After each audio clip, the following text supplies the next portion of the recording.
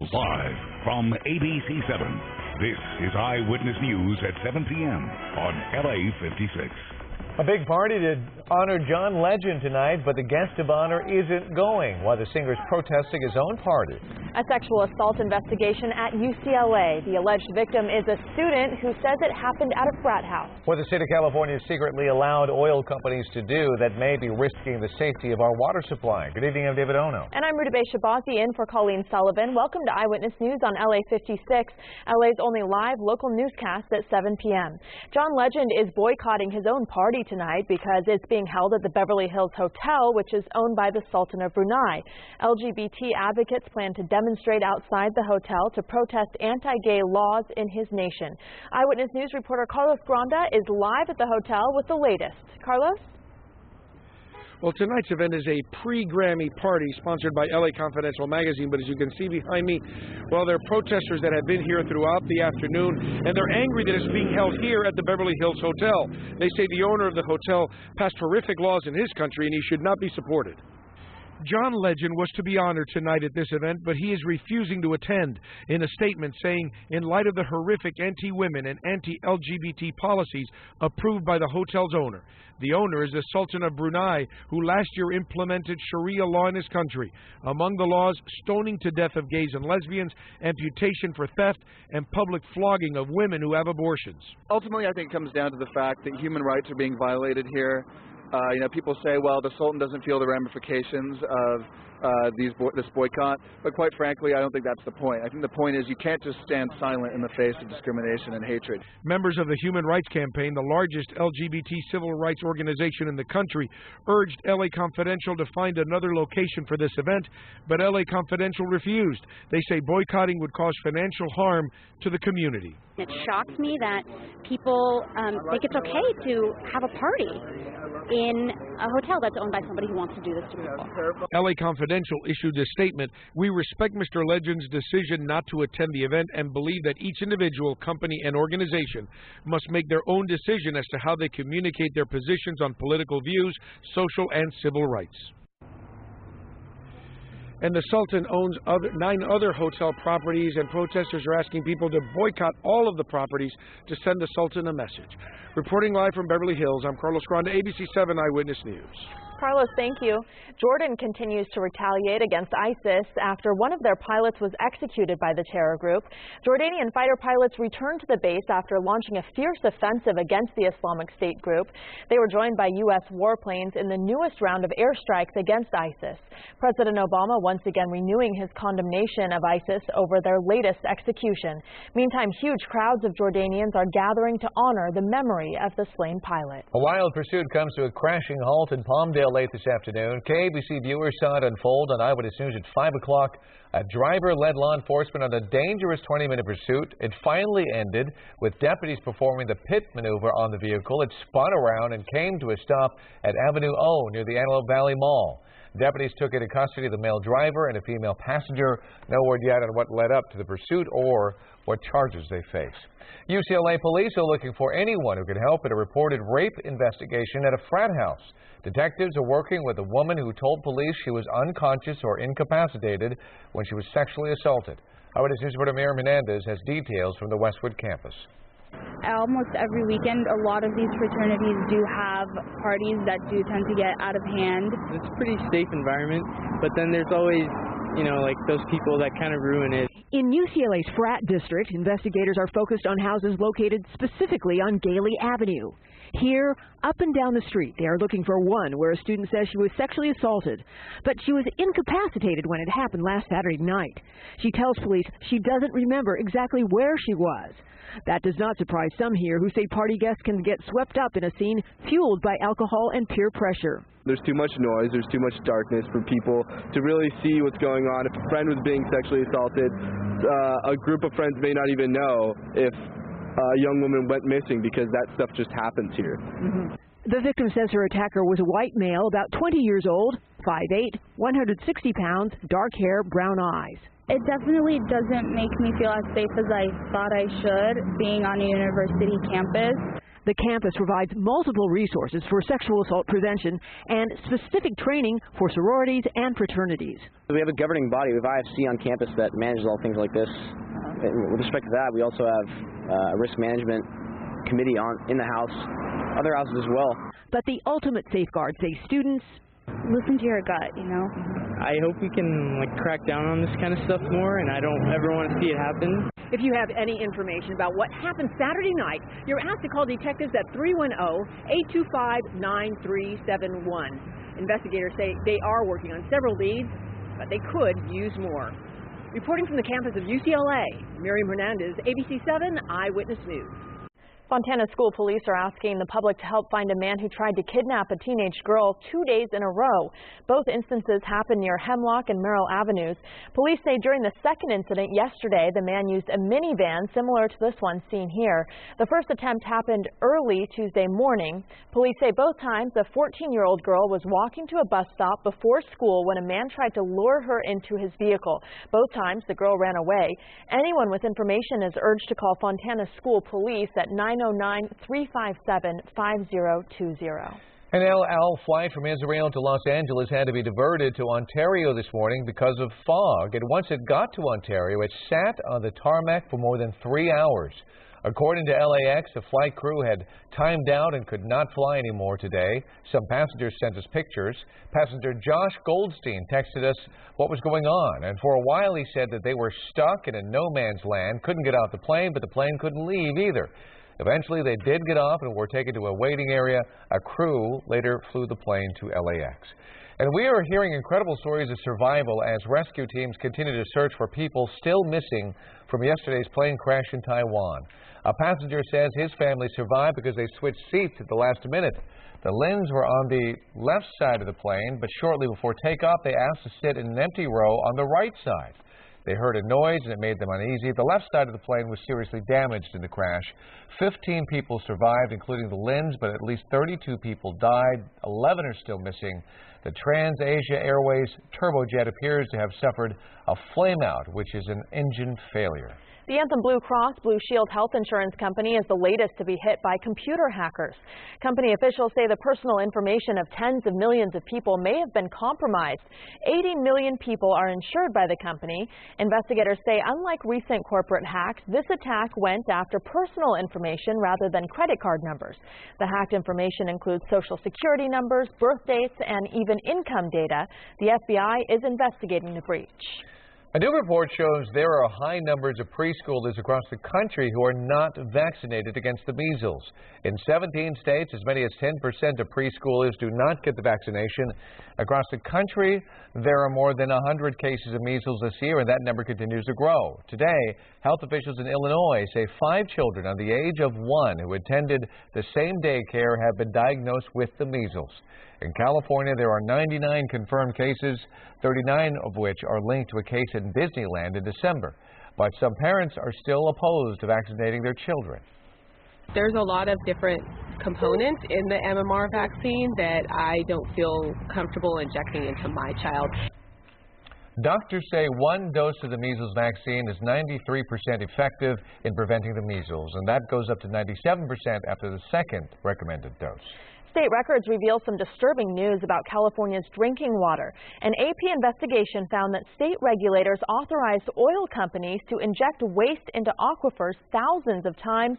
Some farmers say it's hurt them already. An AP investigation reveals that California regulators have authorized oil companies to inject waste into what are now federally protected aquifers more than 2,500 times, water that could be used for drinking or irrigation. According to the AP, nearly half of those were in the last 4 years under Governor Jerry Brown, who has pushed state oil regulators to speed up permitting processes despite growing warnings from the EPA. Kern County farmer Mike Hopkins says careless drilling and disposal destroyed his cherry trees. We were heartbroken. The federal government is now demanding that state officials do more to find and deal with any contamination in aquifers set aside for families and farms. Supplies are especially vital because of California's historic drought. According to the AP, most of the permits were granted in Kern County. They're injecting wastewater right beside an area where a farmer is pumping up irrigation water. State officials acknowledged that regulators made mistakes, telling the AP there was confusion about boundaries, federal water safety requirements, and lack of communication. We are looking very closely at how these permits were, initially allowed. So far, state officials say they have no evidence that water wells have been contaminated. Last summer, they shut down 9 disposal wells that could threaten drinking water supplies, according to the investigation. The oil industry says the permits are proper and valid. I think when we go through this paperwork problem and solve it, there'll be confidence amongst the public and the regulators that, in fact, that's what we've done. For Hopkins, the loss of his cherry orchard wasn't just a financial hit. What was the family meeting to do? You're going to make me cry. In December, the EPA gave the state until Friday to draft a plan for halting the practice and bringing the state into compliance with the Safe Drinking Water Act. The state has until 2017 to stop injections into any aquifer that has not been specifically designated by the EPA for oil industry waste disposal or drilling. A very royal visit today in Long Beach. The Queen Elizabeth pulled up into an adjacent dock next to the Queen Mary today. This is the first time a modern Cunard cruise liner has docked and disembarked passengers in Long Beach Harbor. The original Queen Elizabeth was the Queen Mary's sister ship, and then at 6:30 tonight, the Queen Elizabeth pulled away out of Long Beach after spending a full day in the harbor. The departure was marked by, as you can see, fireworks. Spectacular. Yeah, up next here tonight, the trial gets underway in the American Sniper murder case. Will the Oscar-nominated film sway some jurors? Plus a car stolen with a baby on board, but this carjacking has a happy ending. And a wild ride for one snowboarder. See what happened when he realized he was right in the path of an avalanche. We've been talking about temperatures in the 80s today. Some places hit the 90s. I'll tell you how long the heat lasts, and rain chances are back in that forecast. Big news today involving one of Hollywood's most powerful women. I'm George Pinocchio. Following the scandalous cyber attack on Sony, Amy Pascal is leaving her post. What she plans to do now, next in tonight's Hollywood Wrap.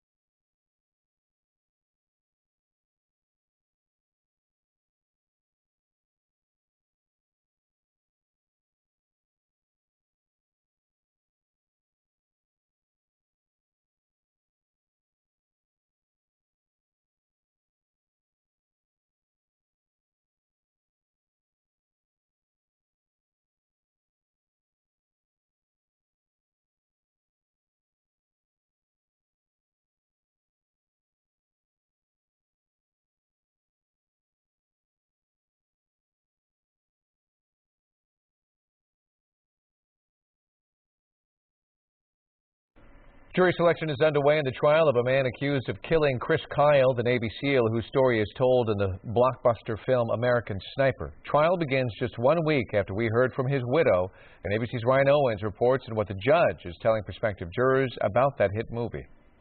This sleepy Texas town is getting quite the wake-up call. Barricades and bomb dogs around the courthouse. Inside, hundreds of potential jurors. They're being screened to find 12 plus 2 alternates who will write the real-life sequel to America's #1 movie. The jurors must decide if Marine veteran Eddie Routh murdered Navy SEAL sniper Chris Kyle and his friend Chad Littlefield at this gun range 2 years ago. They brought him here to counsel him for PTSD, and Routh's attorney says he turned the gun on them because he was insane. This is one of the few potential jurors dismissed today. It seemed to me that he's guilty, and I don't really buy the insanity. Tonight, American Sniper is playing at a theater less than 3 miles from the courthouse. The judge telling potential jurors it's okay if they've seen the movie, as long as they haven't made up their minds about what happened. Okay, I need you. Kyle's widow, Taya, played by Sienna Miller, has made up her mind, as she told our Dallas station WFAA in December. Somebody taking the lives of 2 people who were there to help them, that's not PTSD in my opinion. The judge expects it will take 4 days to pick a jury here, then those long-awaited opening statements, now scheduled for next Wednesday. Ryan Owens, ABC News, Stephenville, Texas. Some scary moments for a family in Salt Lake City, Utah. A father left his SUV running in a 7-Eleven parking lot with his 3-year-old daughter inside. Then someone stole the SUV. Authorities issued an Amber Alert with alerts going directly to mobile devices.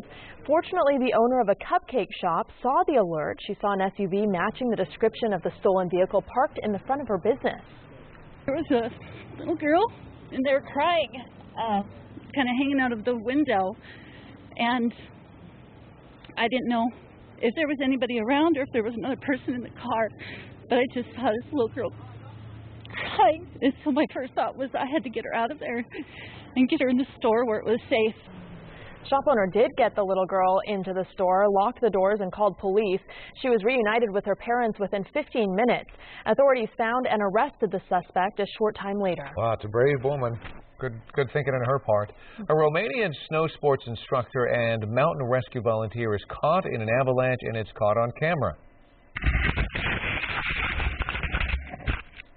The instructor was wearing a GoPro camera while snowboarding in Romania earlier this week when the avalanche hit, and you could see the snowpack breaking up and then crumbling around him. The avalanche then covers him and throws him around. Amazingly, he survived unharmed. Wow. On that before, I didn't notice that it had started breaking as you looked behind him. That's incredible. That's got to be. Yeah, nowhere to go. No, absolutely. There's nothing you can do at that moment. You know, we've got rain in the forecast. We've been talking about a chance. It's getting just a little bit better as time has gone on. Yeah, I know. We're kind of like. That's good. We could use it. We're very suspicious about Mother Nature bringing us rain. Like, you know, little chance of rain is. We'll take it. Okay. Outside, I want to say the fireworks we were looking at earlier. We're looking at Long Beach right now. It looks like maybe a little bit of haze or fog. That's actually from what we were just looking at earlier, the footage of that fireworks display. And here it is once again, a la a time-lapse from Long Beach. It's pretty cool to see that, sort of in high speed. If you're in a rush and you don't have time to see fireworks, you play them in a time-lapse like that and you just get through them. 87 was our high in Woodland Hills today. 90 in some portions of Riverside. It was hot. 85 Santa Clarita, Anaheim, and 63 Newport Beach. It is a warm forecast. As we go into the next day or so, temperatures will be, I'd say, mild to warm, but then the weekend things start cooling down because, yes, we're talking about rain. But for tonight, 66 still in Ontario. Look at Van Nuys, 69 degrees, 46 in Wrightwood. We've got some live updates right there. Santa Clarita updating to the lower 70s. Your current temperature. Live Mega Doppler 7000 HD. We're dry right now, but up in the top left of your screen, you see some of that green showing up. Yeah, all right, that's front number 1. It looks like for Friday night into Saturday, a chance of some of this making it into Southern California. Most of this rain is going to stay, I'd say, around the central portions of the state and up around the northern portions of the state for sure. For us, we're going with about a 50% risk, especially from, I'd say, about LA County, northern portions of the county, north through Ventura County and northward. So look at the future scan here. It shows you around 11 a.m. Still, things are dry. By Saturday morning, 7 a.m., that chance of rain is encroaching upon the area. Looks like a few showers are possible from about Santa Barbara over toward Oxnard at that moment, at that point in time. And then the chance of rain will last there a little bit through Saturday, and then maybe a slim chance on Sunday. But right now, the chance is pretty low and insignificant. So we'll go with a better chances Friday night into Saturday. Highs tomorrow still in the 70s. Not as hot as it was today, but yeah, Riverside lower to mid 70s and 78 still kind of warm in San Bernardino. 7-day forecast for LA Metro and Orange County, powered up by AccuWeather. Another day of warm, sunny in the afternoon at least for the weather, and then morning fog, and then Saturday we get that chance of some shower activity, 50%, maybe a quarter of an inch in some spots, and then Sunday partly sunny, temperatures slowly climbing back up, and we get those Santa Anas kicking in next week, Tuesday and Wednesday. Valleys, IE, mid-70s tomorrow, warm day, and then a shot at some showers on Saturday for you as well.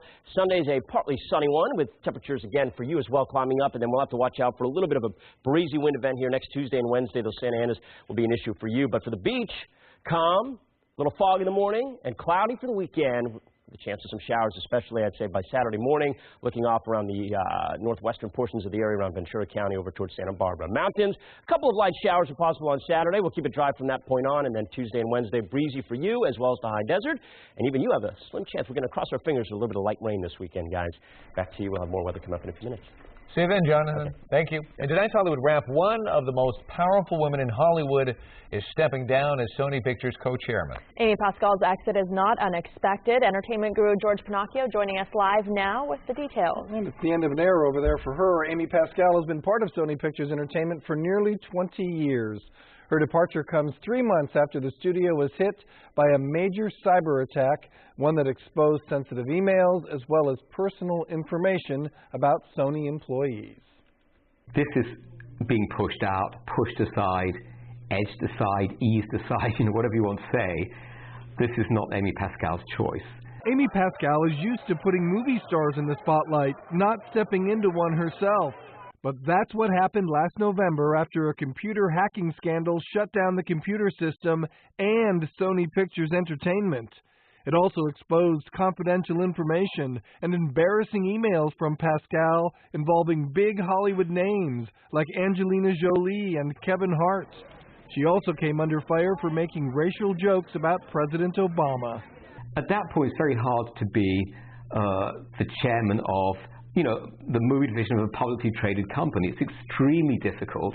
But the biggest problem may have been for greenlighting the film that may have inspired the hacking to begin with, The Interview, which starred Seth Rogen and James Franco as bumbling journalists tasked with killing North Korean leader Kim Jong-un. I do think that it does have a political and social ramification, which is, on one level, North Korea won. That Amy was on shaky ground before this happened, but it really tipped the balance. And it's not great when dictators win, Her boss, Michael Linton, said today in a statement, "In recent months, SPE faced some unprecedented challenges, and I am grateful for Amy's resilience and grace during this period." Pascal will transition to a new venture as a producer. She says, "I am leaving the studio in great hands. I am so proud of what we have all done together, and I look forward to a whole lot more." As a producer, Pascal will reportedly work on the new Ghostbusters film and the Amazing Spider-Man movies. That franchise is one of the biggest in Sony's arsenal. No word yet on her successor. David, go to bed. All right, thanks, George. Well, up next, Pope Francis' surprising confession during a Google Hangout event and new details about his trip to America. Plus, a pair of Mexican volcanoes blow their tops, and we have the time-lapse video. And what Radio Shack's bankruptcy filing could mean for your local store.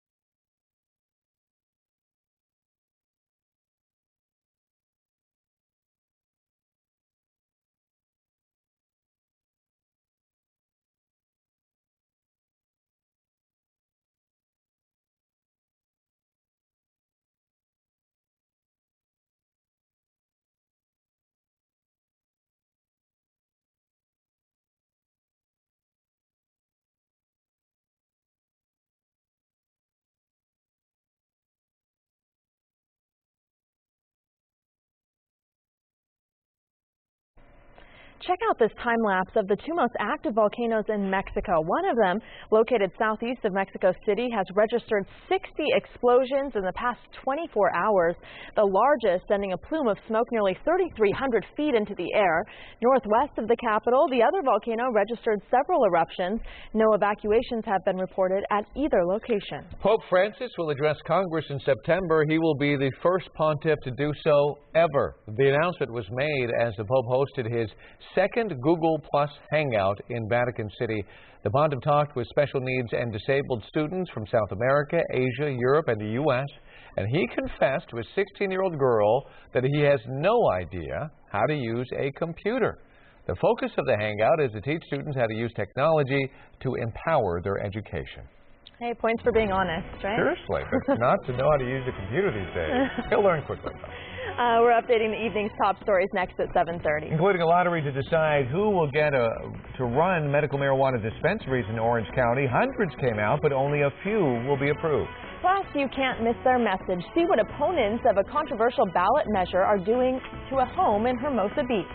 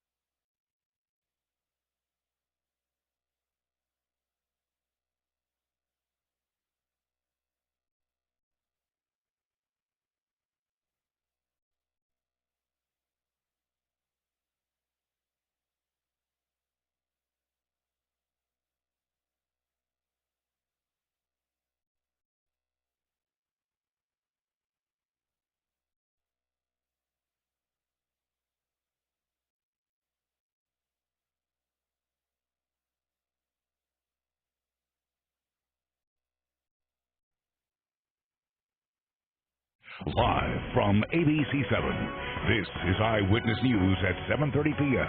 on LA56. Our top story at 7:30, John Legend is boycotting an event where he was to be honored because it's being held at the Beverly Hills Hotel, which is owned by the Sultan of Brunei. I'm Rudabe Shabazi in for Colleen Sullivan. I'm David Ono. This is Eyewitness News on LA56, LA's only live local newscast at 7 p.m. Legend, along with other people, are protesting the anti-women and anti-LGBT policies approved by the hotel's owner in his country last year. The Sultan of Brunei implemented Sharia law, which calls for stoning to death of gays and lesbians. LA Confidential refused to find another location for the event, saying boycotting would cause financial harm to the community. An investigation is underway at UCLA after a woman says she was sexually assaulted at a frat house. The student says she was incapacitated last Saturday night when she was attacked. She says she doesn't remember exactly where she was, but investigators are focused on houses on Gailey Avenue. The victim describes her attacker as a white male, about 20 years old, 5'8", 160 pounds, with dark hair and brown eyes. If you have any information, you're asked to call UCLA Police at 310-825-9371. A lottery in Santa Ana decide who will get a license to operate medical marijuana dispensaries. Orange County Bureau Chief Eileen Frere tells us about the new law that allows marijuana outlets for the first time. 627 balls in the raffle drum. Each one holds hope for those who want to open a medical marijuana shop in the city of Santa Ana. I'm really excited about the opportunity. The lottery, part of the process under Measure BB, approved by voters to allow a certain number of pot shops to operate in Santa Ana. Each applicant paid nearly $1,700 to file paperwork and had to secure property within the 2 industrial zones where dispensaries are allowed. They must be at least 500 feet from each other and 1,000 feet from a school, home, or park. It was like the Wild West, really trying to find landlords that were willing to lease to you. Derek Warden's group submitted 56 applications and spent about $100,000 in fees just to get to the lottery. 337. Warden lucks out. The second ball has his number. It was very, very exciting. As you can imagine, for me and my partners, there's been a lot of anxiety. About 90 pot shops exist in Santa Ana, even though the city has banned them for years. Warden says he runs one of those places. He must still undergo background checks to get a permit, but hopes to be among the roughly 20 shops allowed to open legally as soon as possible. Let's give those real patients who are 21 and over the chance to actually, still have safe access to their medicine. Now, those chosen in the lottery still have to undergo background checks. The police department will review the applications. They'll decide within 60 days whether to grant the permit. Now, of those who are allowed to set up shop, they'll have to pay the city 5% of their gross sales receipts. For the city, that means about $1.5 million a year, money that the city says will go toward enforcement. In Santa Ana, Eileen Frere, ABC7 Eyewitness News. A county is working on a breathalyzer to detect marijuana use. This video shows a marijuana breathalyzer created by Canadian company Cannabix Technologies. It is still a prototype. The CEO says the device will be able to register whether a driver smoked pot within the last 2 hours. The company is working to get its court certified. If that happens, the company expects it will help in more drugged driving convictions. Nearly 3 years after the fatal shooting of a 14-year-old Riverside boy, authorities have charged 2 documented gang members with the murder. Lorenz Simmons was gunned down as he walked home wearing his ROTC uniform in February of 2012. Simmons was a freshman at Pauley High School. 24-year-old Manuel Barbarin and 23-year-old Christian Velasquez are charged with the murder. Simmons' mother says she's grateful. I'm just so happy that the police did their job. And I had a lot of bad feelings because it hurt so much, but this is the happiest time of my life, just to have those guys in jail. The district attorney says the 2 charged will be eligible for the death penalty if convicted. A crackdown on criminal street gangs in the LAPD's Hollenbeck division. On display today, some of the 26 weapons seized in January as police arrested 19 suspected gang members. The result is a big drop in gang-related shootings from 25 last year at this time to only 2 so far this year. Police say cooperation from the public is a major factor. Radio Shack has filed for Chapter 11 bankruptcy protection. It plans to sell between 1,500 to 2,400 stores to its largest shareholder, Standard General. Radio Shack also plans to close its remaining 4,000 U.S. stores. The company has 27,500 employees worldwide. It is asking the court to keep paying employees, honor customer programs, and keep running as it restructures. California drivers could be facing a new $52 a year fee, $1 a week, to help pay for road and bridge repairs. The state has $59 billion in backlog infrastructure repairs. Those repairs are paid in part by gas taxes, but with more hybrids, electrics, and fuel-efficient cars on the road, tax revenues are down. The new proposed fee, proposed by the Assembly Speaker Tony Adams, could be charged as part of insurance plans and vehicle registration. We pay enough in taxes. It's just if they would use the money more wisely, I think they could maintain the roads. If I consume less gas, I pay less, yeah?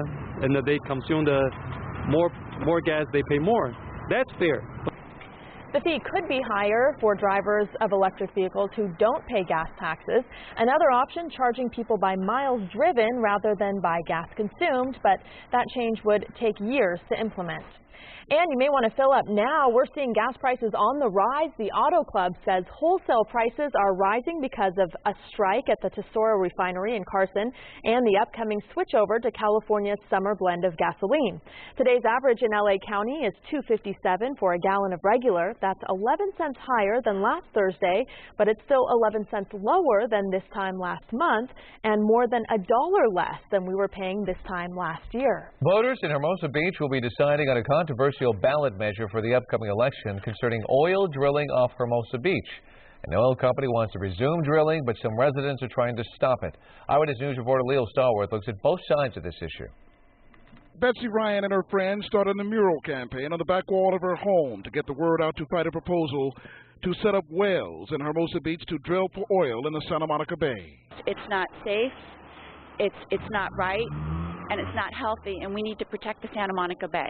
Betsy says since they started the mural campaign in mid-August, they've gotten a lot of signatures, and they plan to get a lot more. She says dozens of residents have signed the mural saying no to Measure O. The measure would allow E&B Natural Resources to drill for oil in the Bay. The city signed off on the project. Now the proposal goes to voters on the March 3rd ballot.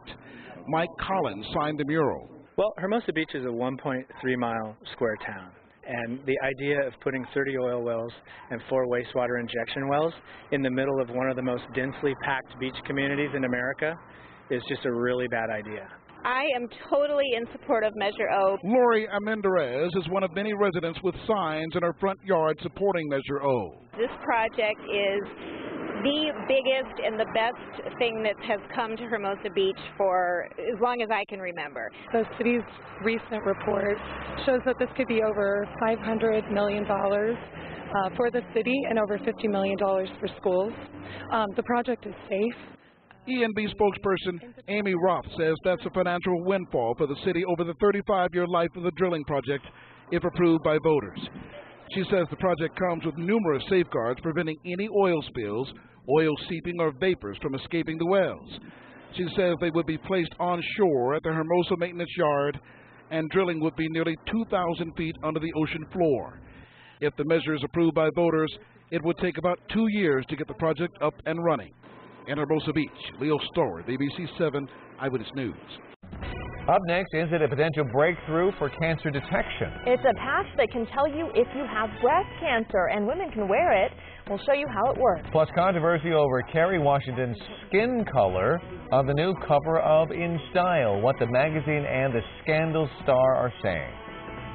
All right, we were looking for rain. We have it in the forecast. I'll tell you when it happens and how much we can expect coming from your 7-day forecast.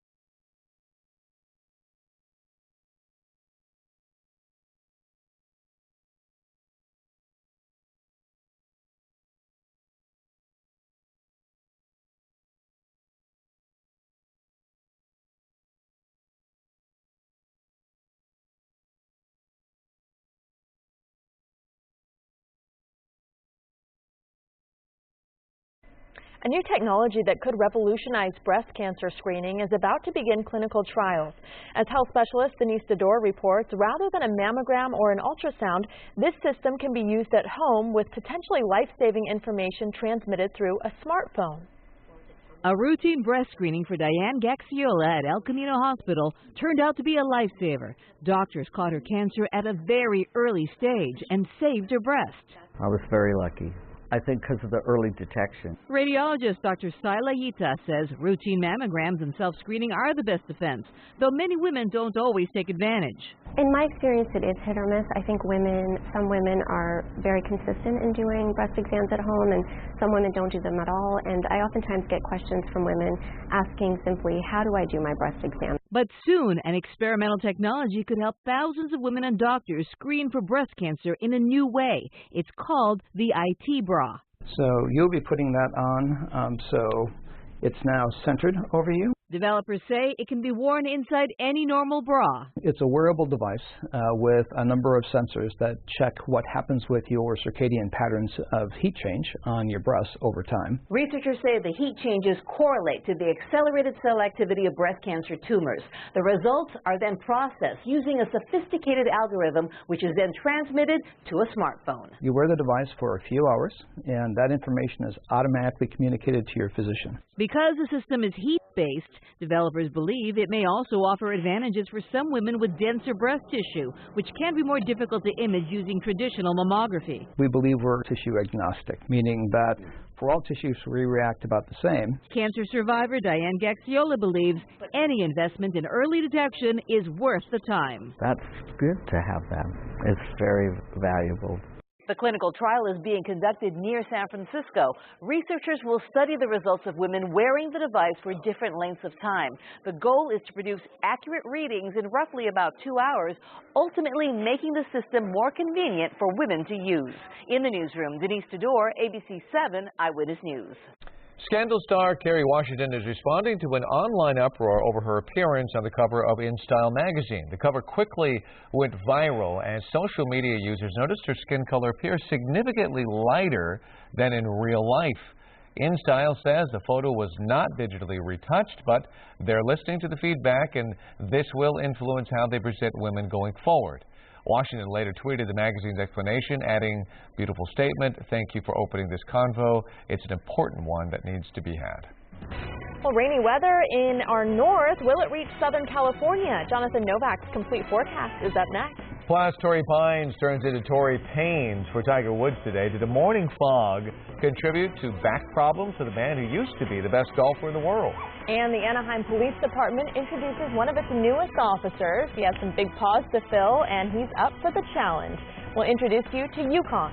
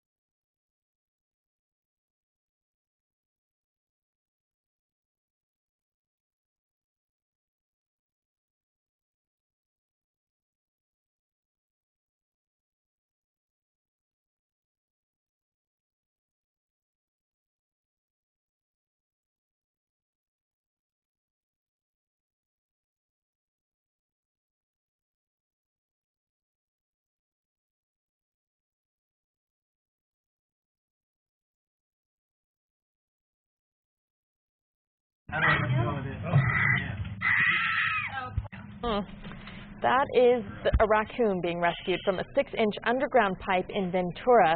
Residents in a military housing area heard it crying for 3 days before they realized it was stuck inside the pipe.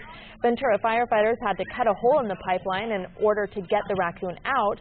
The raccoon is in good health and being cared for by animal services. Poor thing, scared to death, Aww. but they're doing the right thing. Yeah. They cut it out of there. It's going to be fine. We, on the other hand, we need some better weather. We need some. We had 90 today around Riverside. It was bizarrely hot outside. This pattern we're in, you know, the East Coast keeps getting hit with these snowstorms, and we keep seeing this really warm weather. And it's just stagnant, this high pressure over us, the tropical low pressure over the East Coast bringing them that weather. So we're going to change it a little bit this weekend. Maybe bring some rain finally into the area and get the temperatures down closer to where they should be for February. And make it feel a little more comfortable. It was 90 in River. I mean, that's just absurd. 90 in the IE. Live Mega Doppler 7000 HD. We're dry right now. You know that. We had a few clouds stream on in today, but the rain is to the north. In fact, already in portions of Northern California. This is the same system that we're going to be looking at for Saturday here in Southern California.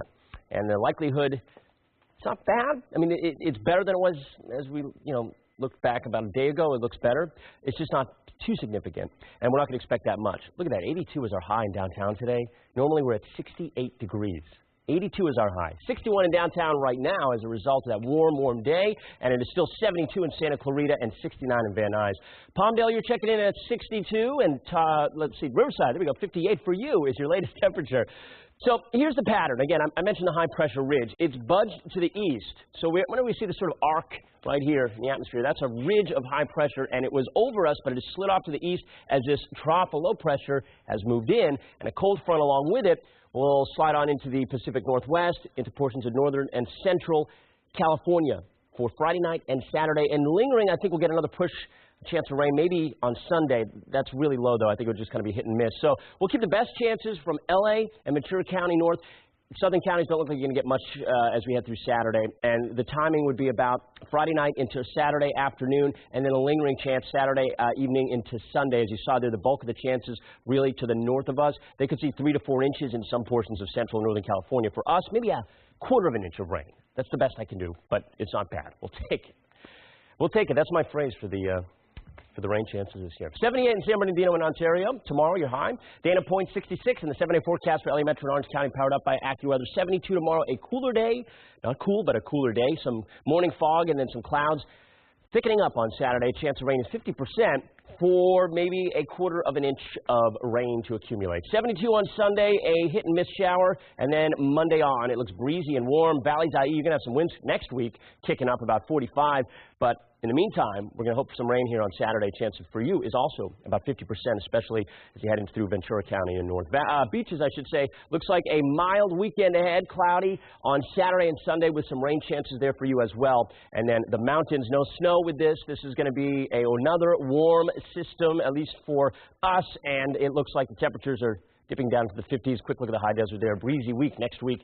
Slim chance of rain there on Saturday. All right, here we go. Maybe a little bit of a wet weekend, guys. We're going to hold that to you. Hold you to that. Either way. Something like that. Okay. Give us some rain, Jonathan, will you? Okay, thank you. Tiger Woods looking to rebound from missing the cut at the Phoenix Open after pro career worst 82 at Torrey Pines. Of course, he's won at 8 times, including his last major, the 2008 U.S. Open. Tiger saying La Jolla wouldn't be long withdrawing after 11 holes, citing tightness in his lower back. Early morning fog suspended play twice, once for an hour, the second an hour and a half. Tiger said having to stand around during a fog delay caused a stiffness to his back. Tiger was 2 over par at the time he was carted up the course. In his last 6 off-PGA events, Tiger has missed the cut 3 times and withdrawn 2 times. Qualifying for the Winter Nationals begins tomorrow at the Auto Club Raceway in Pomona. John Force and his daughters, Courtney and Brittany, will be competing again in Pomona with some new sponsors. Brittany returns in the top fuel class as she enters her 3rd full season. Her younger sister, 26-year-old Courtney, competes in the funny car division just like her dad. In late November, Courtney and IndyCar Series driver Graham Rahal made a newsworthy announcement. in the personal side of things, I also got engaged. So, you know, it was an exciting off season, and definitely looking forward to get this season underway again. Last July, Courtney defeated her 65-year-old father in a head-to-head race. Her record-setting legendary father is about to stop racing, even after a career that spans more than 37 years. I can't wait to get back in the seat. This whole thing of putting it back to, I had a choice. I could have retired, but I'm a young man at heart. I love, put me in that fire suit. I'm 21 and I'm Superman. The Winter Nationals will begin with qualifying tomorrow and end on Sunday with the finals. Well, the Anaheim Police Department is celebrating the newest member of its force. Yukon, the police K-9, is taking over the position left by Bruno, who retired after being wounded in the line of duty. Orange County Bureau Chief Eileen Frere introduces us to Yukon. The 2-year-old German Shepherd named Yukon chases down and latches onto an Anaheim police officer pretending to be a bad guy. He's graduated the academy. He's learned the bare basics, much like a police officer.